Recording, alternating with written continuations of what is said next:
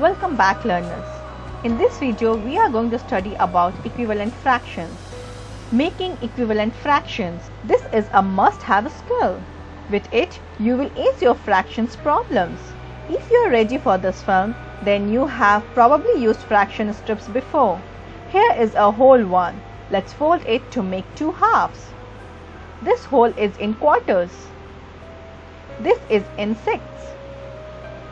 This is in eighths. And this is in tenths. Let's color up one half of it. One part out of two. Two parts out of four. Three parts out of six. Four parts out of eight. And five parts out of 10. You can see these are all equivalent fractions. Notice that the denominator is 2 times its numerator. For all this equivalent fraction of 1/2. And you could easily think of some more like this without using fraction strips. Example 10 by 20, 30 by 60, 50 by 100. I want you to take a note, learners. These are the rules for equivalent fractions.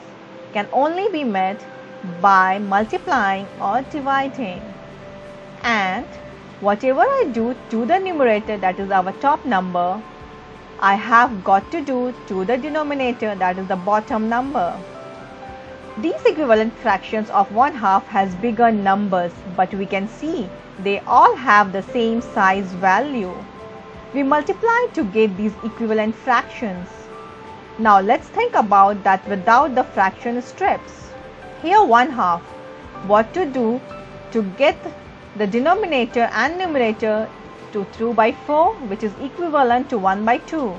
What I did, 1 times 2 equals to 2 and 2 times 2 equal to 4. I used a factor of 2 to make this equivalent fraction.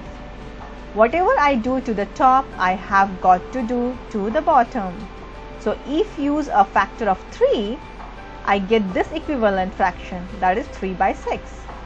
A factor of 4 gets me this equivalent fraction, that is 4 by 8. And when I use 5, I get this equivalent fraction, that is equal to 5 by 10. Whatever I do to the top, I have got to do to the bottom. Isn't it easy, learners? Yes. Now we will go to the next step. We all know that multiplication is opposite of division. Let's examine what that with this fraction 3 by 4. 3 times 2 equals 6 and 4 times 2 equals 8. This is my new equivalent fraction. 6 divided by 2 equals 3 and 8 divided by 2 equals 4. Use the inverse operation, gets us back to our original fraction. That's why we can also use division to make an equivalent fraction. We don't change the fraction's value, we just change its scale. We use multiplication to scale the fraction up, so the value looks bigger. We use division to scale the fraction down, making the value look smaller. That's why it's called reducing fraction, because we are making it reduce. Example 8 by 14. Key to reducing a fraction. We have to pick a number that divides perfectly. No remainders allowed. These numbers are both even, so I can divide it by 2. 8 divided by 2 gives us 4 and 14 divided by 2 gives us 7. 8 by 14 equal to 4 by 7. Whatever we do to the top, we have got to do to the bottom and no reminders. Next example. 6 by 18. I would divide by 2 because these are even numbers. How many 2's in 6? 3. How many 2's in 18? 9. Both those numbers are in 3 timetables. So I can reduce again using a factor of 3. 3 divided by 3 equal 1 and 9 divided by 3 equal 3. Now I can't reduce this anymore. When you can't divide a fraction anymore, that's called reducing fraction to its lowest term. 6 by 18, I could also have taken our fraction and divided by 3. 6 divided by 3 gives us 2 and 18 divided by 3 gives us what, learners? How much? 6. We can see 2 and 6 both are even numbers, so we can divide this again by 2. So 2 divided by 2 gives us 1 and 6 divided by 2 gives us 3. Or I could have divided directly by 6. 6 divided by 6 is 1 and 18 divided by 6 gives us 3. 6 and 18 both comes in 6 timetable, right, learners? Right. So you can reduce a fraction in more than one step until it won't reduce anymore. You might be able to get there in just one shot. However, you reduce it, the final answer in its lowest term will be the same. Please make a note of this in your math journal so it makes sense to you. I want you to get this because you will need it all the time in fraction problems. Once we are done with equivalent fractions, it's easy for us to find out how to handle partly done equivalent fractions. To do this kind of problem, you must know how to make an equivalent fraction with the help of multiplication and you will get a pair of fractions like this. And learners, your job is to complete this fraction. You might be able to jump to the answer and you know instantly what to do. That's natural for you.